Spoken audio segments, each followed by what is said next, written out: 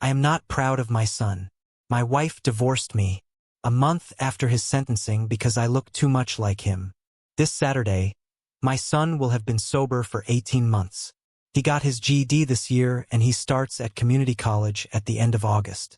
He finally has a job that I didn't get for him. Soon he will be moving into his own apartment and he hasn't missed a single appointment with his therapist. He has done everything you would expect of a precocious 17-year-old who hit a rough patch after meeting with a particularly bad influence. He is 29. This is the point where I'm supposed to say that, nevertheless, I'm still proud of him for turning his life around, getting off drugs and off the streets, staying out of trouble and acting like a responsible adult. Or at least an adult who knows the meaning of responsible. Maybe I'll throw in a reference to the prodigal son and kill a fatted calf for him. That's certainly what's expected of me. That's certainly what my son expects of me. He demands praise and forgiveness and a party and me to hug him and tell him it's all right. Demands me to tell him how proud I am that he's made something of himself. But I'm not, because he hasn't. Not in the slightest. His mother and I gave him every opportunity we could. I don't expect any praise for that because unlike my son, I don't expect praise for doing what you're supposed to. She and I worked hard to give him a loving, stable, comfortable, supportive home. We were involved in his school. We introduced him to music, to the extent that any two people can. His mother was a damn good cellist, though. And sports and culture, we fed him healthy meals, we played with him. Thanks to him, we got in the best shape we'd ever been in since our 20s. And we let him stumble and fall and make mistakes and get back up again. He started shoplifting at 15.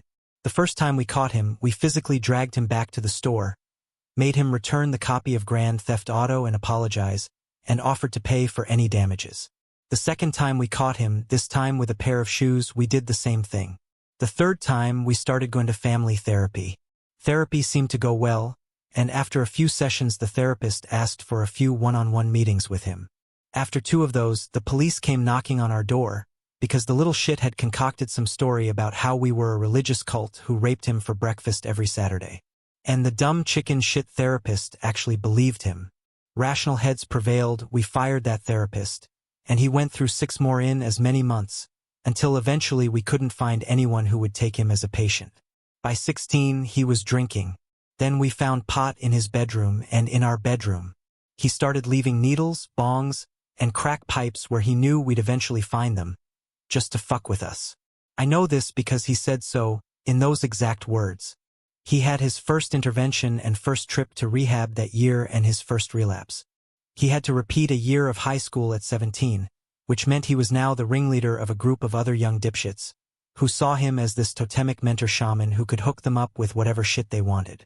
I'm also damn sure he started fucking one of his gang's younger sister, 13, around then, but I had nothing to go on but my own instincts, so all I could do was tell her parents to keep an eye on her. No charges were ever pressed and the family never spoke to me again after that, but they did pull both of their kids out of that school, and my son was furious at me for daring to not let him continue committing statutory rape. He decided to try for normal rape later on. While I was away, he spent an uncharacteristic night at home and on his best behavior. After his mother went to sleep, he followed her to her bedroom. He took a knife with him. He crept into the room, straddled her, put the blade to her throat, and slid his other hand inside her. I don't know exactly what happened next. I know he held her down and tried to undress her. I know she fought. I know he stabbed her. I know she got away and locked herself in the bathroom before he could catch her. I hope that means she kicked him good in the balls. I know she broke the window and screamed for help. I know he ran. I know she was lucky the ambulance got to her before she bled to death. I know he called his friends to brag and beg for a ride. I know the police caught him. I know if I'd been home or if I'd caught him, I'd have killed him with my bare hands. The state tried my son as an adult. He pleaded out, but only after making his mother testify and smiling the whole time. When I made the mistake of visiting him after the divorce, he laughed and said she'd had enough of his dick, that I could never satisfy her. When I made the mistake of visiting him after she killed herself, he laughed again and asked how it felt to have some prick take your bitch away. I should have killed him right there. It is to my eternal shame that I did not. They let him out after serving 3 years. He spent the next 6 years on the streets, in and out of rehab, on and off other people's couches, and would grace me every 6 months or so with a phone call demanding money. Eventually, I refused to talk to him unless it was to drive him back to rehab, and I stopped completely after he stole my wallet. 2 years ago, he came to my house with his aunt, his mother's sister, in tow and crocodile tears in his eyes. He pretended to apologize. I slammed the door. His aunt barges in to try to shame me into forgiving the man who raped my wife, caused her death, and laughed about. He stayed outside. He slashed my tires, threw a brick through a window, and drove off in her car. His aunt had no idea that he'd taken our keys, or that he'd been armed the whole time. She blamed me. He guilted her into letting him stay with her, went to rehab and relapsed, then went again, and here we are. In stark contrast to the ball of shit that is my son and his life, I have watched my friends and colleagues, those who will still talk to me, that is, children, go on to become doctors, lawyers, skilled tradesmen, actors and musicians, academics, entrepreneurs, and career military. I've seen a few start their own families, and even the ones who've had a rough start or who stumbled and fell, managed to pick themselves up again or are bravely soldiering on. I have nothing but respect for them. I also note that they do not expect juice and a fucking cookie for having a job and not getting hopped up on meth or raping their mothers for 18 whole months. My son has pretended to reform before. He has even convinced himself once or twice. But he always backslides, always relapses, always finds new ways to disappoint, always hurts other people for his own short-sighted benefit. His aunt is already at the stage where she is pretending she must have forgotten, where she put some knick-knack or piece of jewelry, and has already told me to fuck off after I've warned her of what my son can, will, and has done before, and what he will do again now that he thinks she is weak. When he fucks up again, when he hurts someone else with his ceaseless bullshit, I will not be there to pick up after him. I am through with him. I am through with his aunt. I cannot talk to her without being overcome with rage and shame as I see the stupid hope I used to have that my son would ever amount to anything, and I do not need any more disappointment and failure in my life. I am not proud of my son. I am sorry for inflicting him upon the world. Spot on comments. Comment 1. Honestly, I cannot quantify what it is like to have kids. The question I'm raising here is not how bad was what happened, but how strong is the not killing your kid instinct.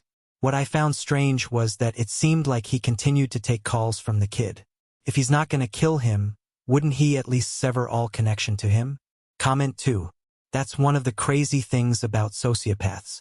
They are masters of lying and manipulation. They can mimic emotions.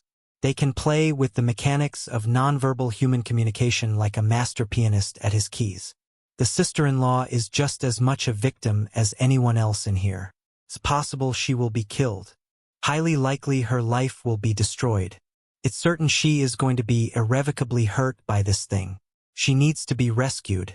OP, if you have anything left to give, save your wife's sister from this thing. Sociopaths are as close to pure evil as anything in this world.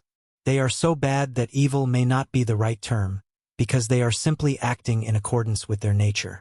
Is it evil when a tiger kills a deer? Is it evil when termites ruin a house to make a nest? OP, you must understand that your son was born this way. It is as much your fault as if your son had been stillborn. There is nothing you could have done to help. There is nothing you can do now. Hopefully he will be locked up before he can do any more harm. By the way, the drugs are not the cause. They are a symptom of sociopathy. Comment 3. Parents cannot be blamed for their children's choices, particularly when they are psychopaths. My mom and stepdad raised 2 kids, me and my stepbrother. He barely graduated high school, abused animals, is a pathological liar, was accused of raping 2 girls, never convicted, tried to kite $10,000 out of a bank, never holds a job for more than a few months, has 5 kids by 4 different women, and most recently basically ruined our family by molesting his oldest daughter. I was valedictorian, have a college degree, good job and a stable life, and always have. It isn't the parents. Psychopaths like OP's son and my stepbrother just are. Comment 4. Honestly, I can't see anything that would even slightly imply that you should be thinking of forgiving him in the first place. Better behavior cannot erase things that happened in the past. This wasn't just a single event. This was a horrible series of events and flat-out horrific behavior for a very long time. 18 months is barely a den in 15 years of horror. There is someone in my family I can never possibly forgive, for very similar reasons. There is nothing they could ever possibly do to receive my forgiveness. They do not deserve it, and there is nothing that could redeem them in my eyes. They had a direct hand in the death of someone very important to me, and nothing that could ever possibly change that. Anyone who truly thinks that you should be opening your arms and offering forgiveness is just unaware of how damaging someone can be. Comment 5. Psychopathy is not something many people know how to deal with. There is next to no chance you can reason with a psychopath or help them, or anything really without them turning on you and using you. They're brilliant manipulators and are guiltless and emotionless. Unfortunately for them, they don't know when to stop or even how to sometimes. That's a big difference between sociopaths and psychopaths. Sociopaths know how to stop themselves and when it's best to act in their favor, while some psychopaths just want to inflict pain. Not all, but some. There is no possible way you can change these kinds of people, only endure them. If it's reassuring to anyone reading this, psychopaths also don't realize when they're out of their depth. They take on challenges that they don't realize they can't complete and can end up in terrible states. Sometimes they get killed in fights. Here's hoping. A sociopath. Comment 6. At first I was thinking, oh, OP is a mean parent who doesn't understand his son, but after getting to the point where he raped his mother and caused her to kill herself, I understand why you aren't proud of him. Hell, I'm proud of you that you haven't killed him yet, and I don't know of anyone in this world that would blame you if you did. And yet, you don't. You actually still manage to be there, not as a total safety net, but as a watching eye. Just the fact that you still even talk to his aunt, who seems to bat an eye of ignorance at his actions, makes me feel that you are an incredibly strong man. I feel incredibly sorry for you and would like to offer my deepest condolences, no matter how little they help, for your son's behavior. I'd also like to say that not all sons are like that. I would never dream of hurting my mama. The thought of anyone doing that to her makes me hurt beyond belief. So, from me and everyone else here, I'm sorry that you had to deal with that little shit, and I'm sorry about what happened. Thank you for watching. If you haven't subscribed yet, please do so and hit the notification bell to stay updated with more shocking real-life stories happening around you.